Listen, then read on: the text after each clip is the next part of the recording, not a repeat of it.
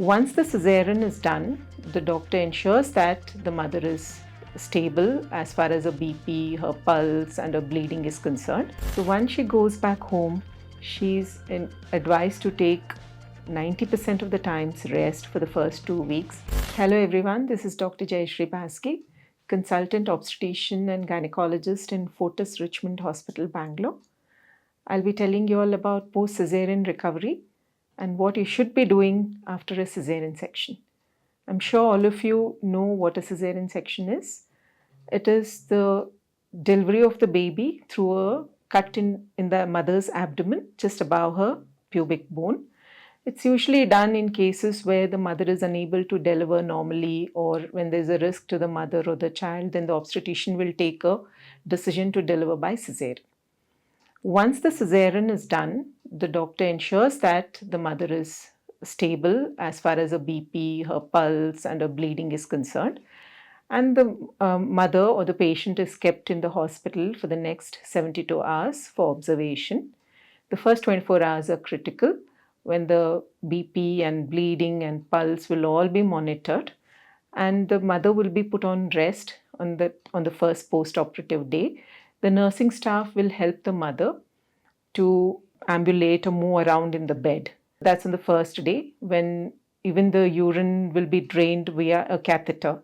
Subsequently, the next day, the mother is helped out of the bed with the help of the nursing staff to move around into the hospital room to use the washroom.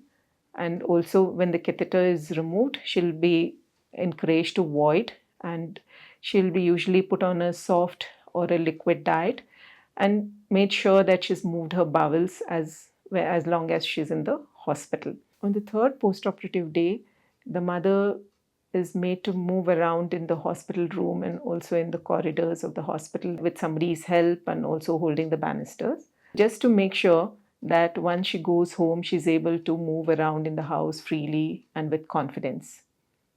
So once she goes back home, she's advised to take 90% of the times rest for the first 2 weeks, because the sutures have to hold on to the uterus. The wound in the uterus has to be held on nicely with the sutures. So she's encouraged to take complete rest for almost 90% of the times, and just to take care of herself and her baby. And it's vital here that she has some help at home, either the family member or friends, or even if she's employed a japa maid who can help her take care of the mother and the baby.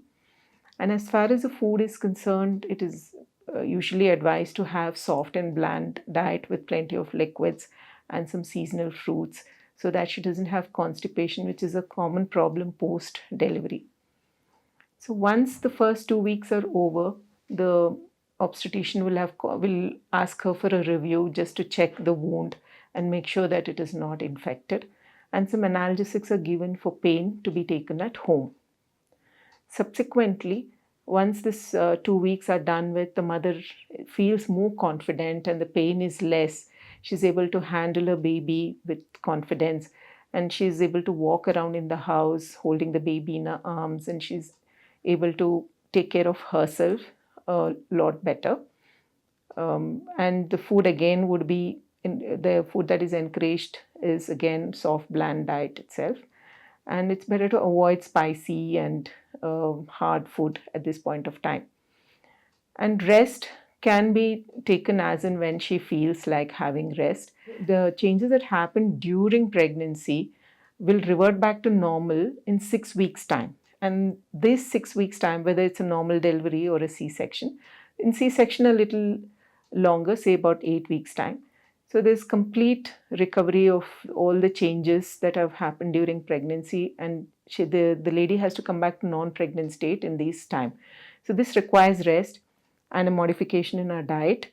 And in cesarean, the rest is little extra because of the sutures. The sutures take about 70 to 90 days for the sutures to completely dissolve, so that the wound heals better. Like, for example, when somebody's arm is broken, it's put in a cast so that the bones align well and heal well. Similarly, rest is required here for the wound to heal well and the sutures dissolve completely by 70 to 90 days. Now, coming to rehabilitation post delivery, which is a must, not many do this. That's why they end up having a loose abdomen. They have to tone up their abdominal muscles and the upper body and legs. So, generally, up to 3 months, toning core strengthening is not advised, but hands, legs, and back strengthening is all advised. That has to be done preferably after 6 weeks. Once 3 months are completed, they can go in for core strengthening exercises. This will, by then, the wound will have healed well and the sutures will have dissolved completely. The pain would have gone away completely, and the mother is more confident at this point of time. And when coming to breastfeeding, initially for the first time mothers, it's difficult. But as they learn the technique within a week or 10 days, they are able to handle beautifully the aspect of breastfeeding. And it is very important for the mothers to know that during breastfeeding, how the baby should latch, and the technique of right breastfeeding should be taught to them. They should learn it as early as possible, because breast complications are known to happen once the breastfeeding is not learned properly. Post delivery, it is very important to continue with your iron and calcium supplementation. I would actually recommend taking iron for 2 months and also calcium for the first 6 months, especially when the mother is exclusively breastfeeding the baby. This is because the calcium from the mother's bones is depleted, and it goes via the breast milk to the baby, and the mother falls short of calcium. So it's important to supplement calcium even during the breastfeeding period. And also, some do suggest omega 3 fatty acid intake during the breastfeeding period. It helps the baby's nervous tissues grow better.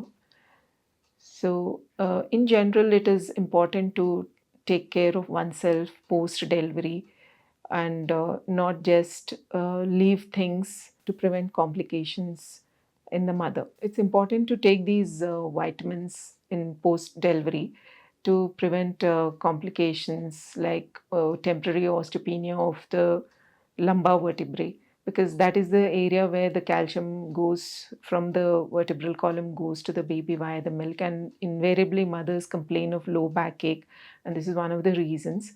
So it's better to take the calcium supplements regularly, at least till they're exclusively breastfeeding the baby, that is till 6 months post delivery. Thank you.